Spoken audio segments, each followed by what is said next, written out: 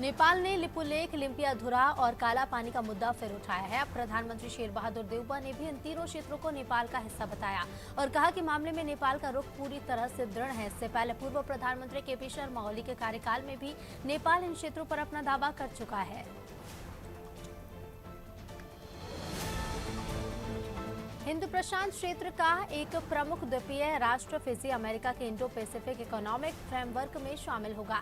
America के ऐलान के बाद चीन को जोर का झटका लगा है। खास बात यह है कि फिजी ने ये कदम ऐसे समय में उठाया जब चीन के विदेश मंत्री वांग यी ने फिजी सहित प्रशांत द्वीप देशों के व्यापक दौरे पर हैं। ब्राजील में भूस्खलन के कारण करीब 28 लोगों के मारे जाने की खबर है। बताया जा रहा है कि देश के पूर्वोत्तर इलाके पेरनाम्बुको में हुई भारी बारिश के बाद ये भूस्खलन हुआ है। तो वहीं प्रांत के एक दूसरे राज्य अलागोस में भारी बारिश के बाद नदी में आई बाढ़ के कारण 2 अन्य लोगों की मौत भी हुई है। महंगाई और बिजली संकट का सामना कर रहा पाकिस्तान पानी के मुद्दे पर भारत के साथ बातचीत करेगा। इसके लिए प्रधानमंत्री शहबाज शरीफ की ओर से नियुक्त 5 सदस्यीय पाकिस्तानी प्रतिनिधिमंडल सोमवार से नई दिल्ली का दौरा करेगा। सिंधु जल संधि के तहत दोनों पक्षों में हाइड्रो पावर यानी कि पनबिजली परियोजनाओं पर बातचीत होगी। रूस ने शनिवार को अपनी हाइपरसोनिक क्रूज मिसाइल जिरकान का परीक्षण किया, जिसमें मिसाइल ने 1000 किलोमीटर दूर स्थित लक्ष्य को सफलतापूर्वक मार गिराया। मिसाइल को बेरेंट्स सागर से छोड़ा गया और उसने श्वेत सागर में निर्धारित लक्ष्य को नष्ट किया है।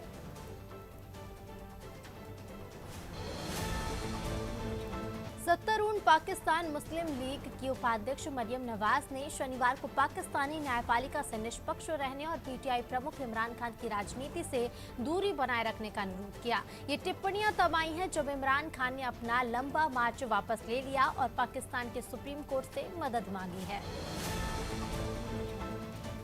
रूसी राष्ट्रपति व्लादिमीर पुतिन ने जर्मनी और फ्रांस के नेताओं को यूक्रेन को हथियारों की आपूर्ति बढ़ाने के खिलाफ चेतावनी देते हुए कहा कि इस कदम से हालात और खराब हो सकते हैं। पुतिन ने शनिवार को टेलीफोन वार्ता में फ्रांसीसी समकक्ष इमैनुएल मैक्रों और जर्मन चांसलर ओलफ शुल्ज को इसके खतरों से आगाह किया है। पाकिस्तान में बिजली संकट और गहरा गया है। मांग के मुकाबले 6500 मेगावाट की उपलब्धता कम होने के कारण कई इलाकों में 12 घंटे तक बिजली कटौती हो रही है, जबकि कुछ क्षेत्रों में अंधेरा छा गया है। इस बीच ईंधन की कीमतों में वृद्धि के कारण पाकिस्तान रेलवे जल्द ही किराए में बढ़ोतरी कर सकता है। अधिकारियों ने किराए में 15 से 20% की वृद्धि की सिफारिश की है। पाकिस्तान की आंतरिक सियासत का केंद्र बिंदु एक बार फिर भारत बन गया है। इस समय पाकिस्तान में पेट्रोलियम पदार्थों के दाम आसमान पर हैं। इसे लेकर पाकिस्तान में सियासत गर्म हो गई है। पूर्व प्रधानमंत्री इमरान खान ने भारत की तारीफ करते हुए सत्ता पक्ष पर तंज कसा। ये दूसरा मौका है जब इमरान खान ने भारत की खुलकर तारीफ की है। पाकिस्तान में पोलियो के फिर नए मामले पाए गए हैं। उत्तरी वजीरिस्तान के मीर अली में 1.5 साल के 2 बच्चों में पोलियो की पुष्टि की गई। इससे लेकर देश में इस साल पोलियो के कुल 6 मामले हो गए हैं। पाकिस्तान में मई से सितंबर के दौरान पोलियो के मामले बढ़ने की आशंका जताई गई है। मनी लॉन्ड्रिंग के मामले में सुनवाई के दौरान पाकिस्तान की एक अदालत में प्रधानमंत्री शहबाज शरीफ ने खुद को मूर्ख बताया। उन्होंने एक पुराने वाक्य का जिक्र किया। शहबाज ने बताया कि वो मूर्ख थे कि पंजाब प्रांत के मुख्यमंत्री रहते हुए ना तो अपना वेतन लिया, ना ही पद पर मिलने वाला कोई भी लाभ, और आज मनी लॉन्ड्रिंग का केस उन पर चलाया जा रहा है। चीनी शहर शंघाई कोविड-19 लॉकडाउन के 2 महीने के बाद धीरे धीरे फिर से खुलने की ओर बढ़ गया है, जबकि राजधानी बीजिंग ने प्रतिबंधों को बनाए रखा है। शंघाई का मुख्य लक्ष्य बुधवार से अपना लॉकडाउन खत्म करना है। अधिक लोगों को उनके घरों से बाहर निकलने की अनुमति दी गई और पिछले सप्ताह से अधिक व्यवसायों को फिर से खोलने की अनुमति भी दी गई। चीन की सख्त जीरो टू COVID प्रतिबद्धता ने दुनिया की दूसरी सबसे बड़ी अर्थव्यवस्था को नष्ट कर दिया। वैश्विक आपूर्ति श्रृंखलाओं को हिला दिया। शुक्रवार को जारी आंकड़ों में आर्थिक प्रभाव स्पष्ट था, जिसमें दिखाया गया था कि औद्योगिक फर्मों में अप्रैल का मुनाफा सालाना 8.5% तक गिर गया। दक्षिण चीन में लगातार हो रही भारी बारिश और तूफान के कारण जनजीवन अस्त व्यस्त है। यहाँ 10 से ज्यादा लोगों की मौत हो गई और 3 लोग लापता बताए जा रहे हैं। बारिश के कारण 9700 लोगों की जिंदगी प्रभावित हुई। यहाँ राहत और बचाव कार्य जारी है।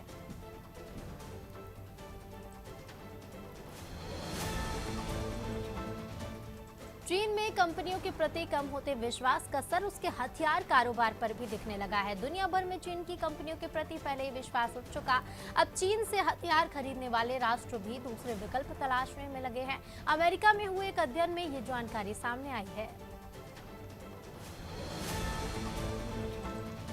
अमेरिका के टेक्सास के एक स्कूल में गोलीबारी की घटना ने अमेरिका में नियंत्रण से बाहर जा रहे गन कल्चर को दुनिया के सामने उजागर कर दिया है। घटना में 18 साल के युवक ने 19 बच्चों समेत 21 लोगों को मौत के घाट उतार दिया था। घटना इस बारे में सोचने को मजबूर कर देती है कि अन्य देशों की तुलना में अमेरिका में बंदूक से छात्रों की हत्या का दर इतनी अधिक क्यों है। अमेरिका के टेक्सास इलाके में यूवाल्ड में स्थित राब एलिमेंट्री स्कूल में हुई गोलीबारी की घटना में पुलिस की गंभीर लापरवाही देखने को मिली है। जांच में पता चला है कि फायरिंग के बारे में सूचना देने के काफी देर बाद पुलिस सक्रिय हुई और स्कूल पहुंची। इसके बाद पुलिस ने कार्रवाई में भी तत्परता नहीं बरती। ब्रेन कैंसर के इलाज की दिशा में एक नई उम्मीद जगी है। University of Michigan Vogel cancer centre के वैज्ञानिकों ने एक ऐसे नैनो पार्टिकल की पहचान की जो ब्रेन ट्यूमर बनने के मार्ग को बाधित कर देता है। लेकिन अभी इस बारे में शोध होना है कि इसे इनहिबिटर यानी कि अवरोधक अणु को रक्त प्रवाह के जरिए ब्रेन ट्यूमर तक पहुंचाया कैसे जाए। अमेरिकी राष्ट्रपति जो बाइडेन ने शुक्रवार को कहा कि उत्तर कोरिया ने रूस के खिलाफ संयुक्त राज्य अमेरिका के प्रतिबंधों का समर्थन किया। बाइडेन ने कहा कि क्या किसी ने सोचा मैंने रूस के खिलाफ प्रतिबंधों का आह्वान किया। नाटो के अलावा ऑस्ट्रेलिया, जापान, उत्तर कोरिया, कुछ आसियान देश खड़े होंगे और उन प्रतिबंधों का समर्थन करेंगे। चीन के लिए खबर निराश करने वाली हो सकती है। अमेरिका में हुए एक अध्ययन से ये जानकारी सामने आई है कि चीन की कंपनियों के प्रति कम होते विश्वास का असर उसके हथियार कारोबार पर भी दिखने लगा है। दुनिया भर में चीन की कंपनियों के प्रति पहले ही विश्वास उठ चुका है।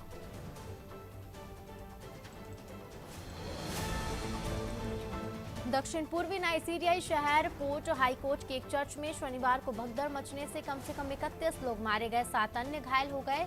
मरने वालों में अधिकांश बच्चे शामिल हैं। पुलिस और सुरक्षा अधिकारियों के हवाले से एक जानकारी सामने आई है। चर्च में शनिवार सुबह उपहार लेने के लिए सैकड़ों लोग जुटे थे। एक बंद गेट से भीतर जाने के प्रयास में भगदड़ मची। यूक्रेन में युद्ध और भड़कने के आसार है क्योंकि अमेरिका और सहयोगी देशों से यूक्रेन में भारी हथियारों की आपूर्ति शुरू हो गई है। यूक्रेन को अमेरिका से सेल्फ प्रोपेल्ड हावित्जर तोप और डेनमार्क से हार्पून एंटी शिप मिसाइल मिलने की सूचना है। अमेरिका यूक्रेन को अन्य अत्याधुनिक हथियार देने पर भी विचार कर रहा है। दुनिया के कई मशहूर संक्रामक रोग विशेषज्ञों ने WHO और सरकारों को चेताया है कि मंकी पॉक्स संक्रमण को लेकर मुस्तैदी बढ़ाने की जरूरत है। रोग विशेषज्ञों का कहना है कि मंकी पॉक्स को लेकर WHO और मौजूदा सरकारों का रवैया ठीक वैसा ही है जैसा कोविड की शुरुआत में था, जबकि मंकी पॉक्स दुनिया के 20 से ज्यादा देशों में फैल चुका है और 300 से ज्यादा लोग संक्रमित हो चुके हैं। अमेरिका ने उत्तर कोरियाई मिसाइल परीक्षण कार्यक्रम के विरुद्ध एक कार्रवाई करते हुए 2 रूसी बैंकों और एक उत्तर कोरिया की कंपनी एक शख्स पर प्रतिबंध लगा दिया है। ये कार्रवाई उन पर उत्तर कोरिया के परमाणु परीक्षण का समर्थन करने पर की गई है।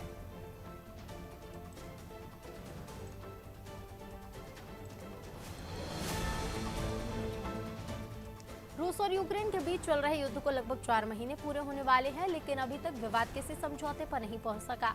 दोनों देश एक दूसरे को आंख दिखा रहे हैं। यूक्रेनी राष्ट्रपति जेलेंस्की भी युद्ध समाप्त करने के मूड में नहीं दिख रहे हैं।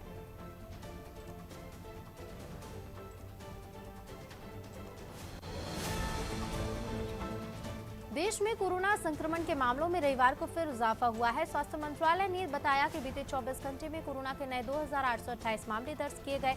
चिंता की बात है कि सक्रिय मरीजों की संख्या भी लगातार बढ़ रही है। स्वास्थ्य मंत्रालय ने बताया कि देश में कोरोना से 14 लोगों की मौत भी हुई है।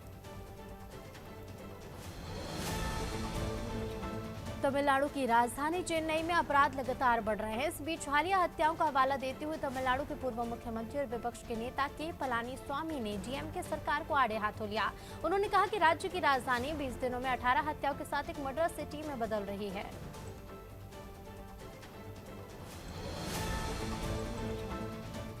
कोरोना महामारी के चलते बंद पड़ी भारत और बांग्लादेश के बीच चलने वाली मैत्री ट्रेन की करीब 2 साल बाद शुरुआत हो गई। दोनों देशों के बीच चलने वाली बंधन एक्सप्रेस कोलकाता खुलना कोलकाता और मैत्री एक्सप्रेस यानी कि कोलकाता ढाका कोलकाता आज शुरू हो गई है।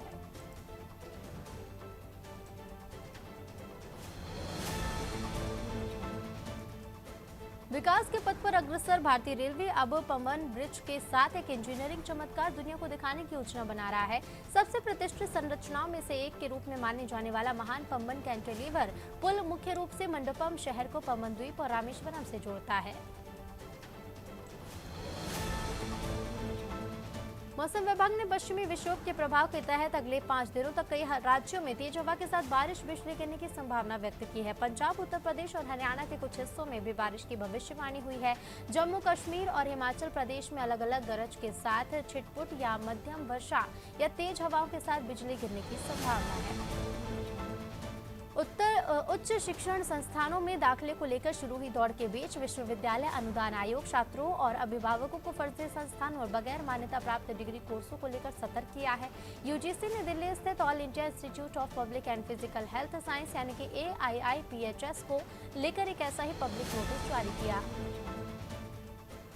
केंद्र सरकार सेवाओं में सुधार के लिए लोगों को गैर व्यक्तिगत डेटा जुटाएगी। इसके लिए इलेक्ट्रॉनिक्स और सूचना प्रौद्योगिकी मंत्रालय की ओर से draft national data governance framework जारी किया गया।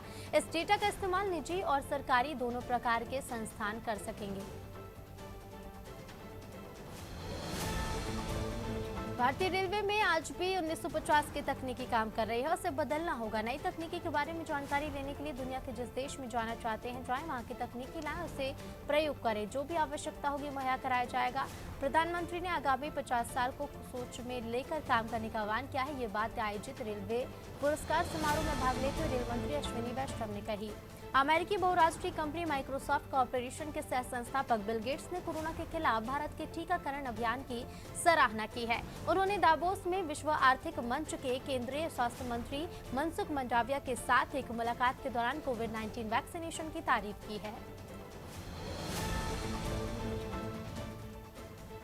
लांस नायक बप्पादित्य खुटिया को पश्चिम बंगाल की राजधानी कोलकाता में अंतिम श्रद्धांजलि दी गई। बता दें कि 27 मई को लद्दाख के तुर्तुक में सड़क दुर्घटना में उनकी मौत हो गई थी। इस हादसे में सेना के कुल 7 जवानों की मौत हुई थी। श्रद्धांजलि सभा के बाद उनके पार्थिव शरीर को अंतिम संस्कार के लिए पैतृक गांव पश्चिम मेदिनीपुर ले जाया जाएगा। भारतीय जनता पार्टी के राष्ट्रीय प्रवक्ता नुपुर शर्मा के खिलाफ महाराष्ट्र में मामला दर्ज किया गया। उन पर इस्लाम के पैगंबर मोहम्मद के खिलाफ विवादित टिप्पणी का आरोप है। कथित तौर पर उन्होंने राष्ट्रीय चैनल पर पैगंबर मोहम्मद के खिलाफ आपत्तिजनक टिप्पणी की और इसके बाद उनके खिलाफ सुन्नी बरेलवी संगठन रजा अकादमी की शिकायत पर मामला दर्ज किया गया। केरल के अलपुझा हाल ही में भड़काऊ भाषण मामले के बाद पीएफआई नेता ने न्यायपालिका पर हमला किया। केरल पीएफआई नेता याहिया तंगल ने हाईकोर्ट के जजों पर विवादित टिप्पणी कर कहा कि उनके इनरवियर भगवा है। पीएफआई नेता की टिप्पणी तब आई है जब हाल ही में एक रैली में एक बच्चे ने भड़काऊ नारेबाजी की। कोरोना के कारण पिछले 2 साल से बंद सेना की भर्ती फिर शुरू करने की तैयारी हो रही है। हालांकि इस बार एक नई नीति के तहत भर्ती की बात कही जा रही है। नीति के तहत अधिकारी से नीचे के पदों पर अल्प अवधि यानी कि शॉर्ट सर्विस के लिए सेना में भर्ती की जाएगी।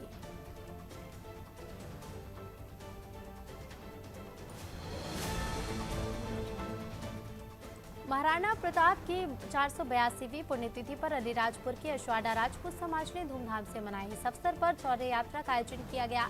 इसमें बड़ी संख्या में समाजजन शामिल हुए। शौर्य यात्रा सर्वेश्वर महादेव मंदिर से शुरू होकर नगर के मुख्य मार्गों से होती हुई राजपूत समाज भवन पहुंची, जहां मुख्य अतिथि द्वारा महाराणा प्रताप की मूर्ति का अनावरण किया गया।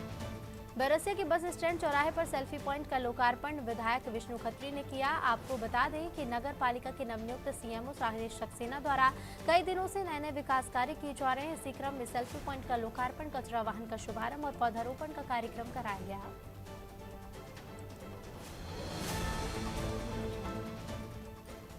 आगामी चुनावों को देखते हुए भिंड पुलिस एक्शन मोड में नजर आ रही है। लगातार चेकिंग की जा रही है। इस दौरान पंचायत चुनाव में अवैध शराब खपाने वाले आरोपी को पुलिस ने गिरफ्तार किया। पकड़े गए आरोपी 60 पेटी शराब बरामद की है। पुलिस आरोपी के खिलाफ मामला दर्ज कर जांच में जुटी हुई है।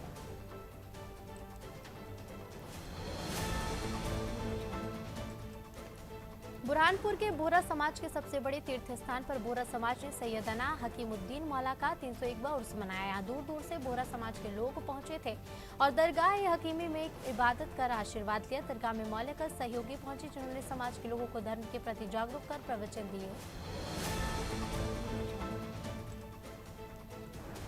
सीजी फाउंडेशन ने coffee morning with multiple countries के साथ अपने 7 साल के पूरे होने पर जश्न मनाया गया। कार्यक्रम में 13 से अधिक देशों के राजनयिक और भारतीय साझेदार एक साथ नजर आए और अपने एजेंडा प्रदर्शित किया। सीजी फाउंडेशन के संस्थापक निदेशक चारुदास ने कहा कि उन्हें इस मंच पर भारत का प्रतिनिधित्व करने का मौका मिला।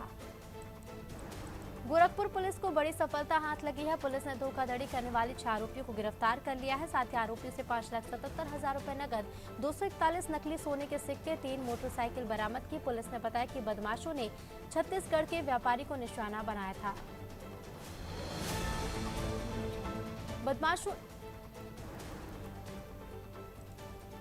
राष्ट्रीय खाद्य सुरक्षा योजना के अंतर्गत सफेद कार्ड और लाल कार्ड धारकों की जांच की जा रही है, जिसके तहत जबलपुर में भी शासन और जिलाधिकारी के आदेशों के बाद खाद्य विभाग ने कार्ड धारकों की जांच शुरू कर दी है। खाद्य सुरक्षा अधिकारी ने बताया कि राशन कार्ड समर्पण के लिए आदेश जारी हुए हैं। कोंडागांव से खबर, जहां प्रदेश के मुख्यमंत्री भूपेश बघेल शीतकाल विधानसभा के ग्राम बड़े डूंगर पहुंचे, जहां उन्होंने दंतेश्वरी माता की पूजा अर्चना की और प्रदेश की खुशहाली की कामना की। इसके बाद उप तहसील कार्यालय का निरीक्षण किया और दर्ज प्रकरणों की जानकारी ली। मनेन्द्रगढ़ में आईपीएल की तर्ज पर एमएलए कप 2022 आयोजित किया गया। Flood light tennis ball cricket tournament में 22 टीमों ने भाग लिया। मनेन्द्रगढ़ नगरपालिका के वार्ड 4 और वार्ड 14 की टीमों के बीच फाइनल मैच हुआ, जिसमें वार्ड 4 की टीम विजेता रही। विधायक विनय जायसवाल और नगरपालिका अध्यक्ष ने विजेता और उपविजेता को नगद राशि दी। मध्य प्रदेश में एंटी माफिया अभियान के तहत अवैध निर्माणों पर कार्रवाई लगातार जारी है। अब ग्वालियर जिले के जबरा में एक अवैध कॉलोनी पर प्रशासन का बुलडोजर चला है। प्रशासन ने कॉलोनी में बनी मकानों की बाउंड्री वॉल को तोड़ दिया और कॉलोनी की सड़क को उखाड़ दिया है। दीपक शुक्ला ने बताया कि कॉलोनाइजर ने बिना अनुमति की कॉलोनी काट दी थी। इंदौर में केंद्रीय नारकोटिक्स विंग ने बड़ी कार्रवाई की है। टीम ने उड़ीसा से दतिया जा रहे गांजे से भरे ट्रक को पकड़ा, जिससे 885 किलो गांजा बरामद हुआ। साथ ही टीम ने 6 लोगों को गिरफ्तार किया है। नारकोटिक्स विभाग के जोन डायरेक्टर ब्रजेंद्र चौधरी ने इसकी जानकारी दी है।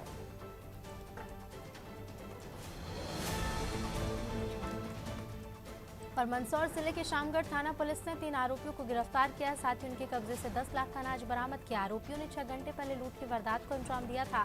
शिकायत के बाद पुलिस ने कार्रवाई कर आरोपियों को धर दबोचा। थाना प्रभारी ने बताया कि आरोपियों ने पूछताछ में चोरी की बात कबूली है।